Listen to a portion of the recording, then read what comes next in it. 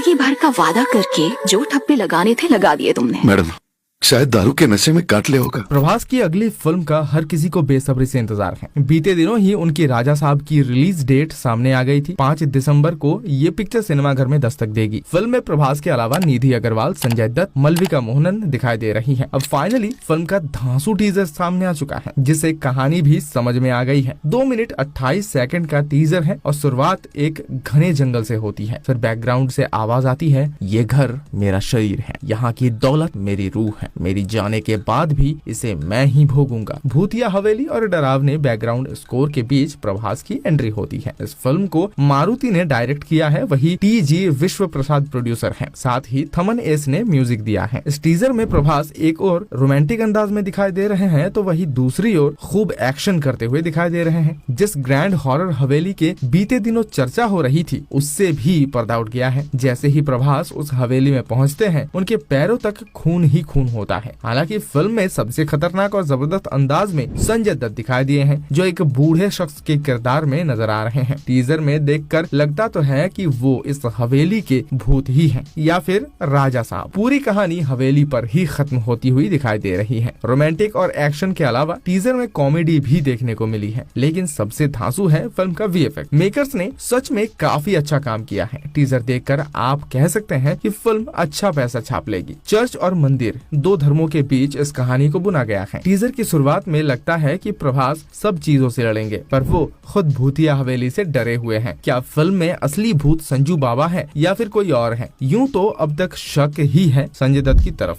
लेकिन ऐसा होना जरूरी भी नहीं है, क्योंकि भूल भुलैया 3 याद है ना, मंजुलिका भूतनी है करते हुए कार्तिक आर्यन की भूत निकल गई थी। फिल्म में एक सीन में शाहरुख खान का जिक्र भी हुआ है, जहां एक्ट्रेस उनसे पूछती है, क्या पाप किया है तुमने? इस पर प्रभास कहते हैं कि पाप क्या है मैडम, शाहरुख खान वाला प्यार है। हालांकि लोग भी टीजर को भर भर के प्यार दे रहे हैं। उनका कहना है कि ये फिल्म रिकॉर्ड तोड़ेगी।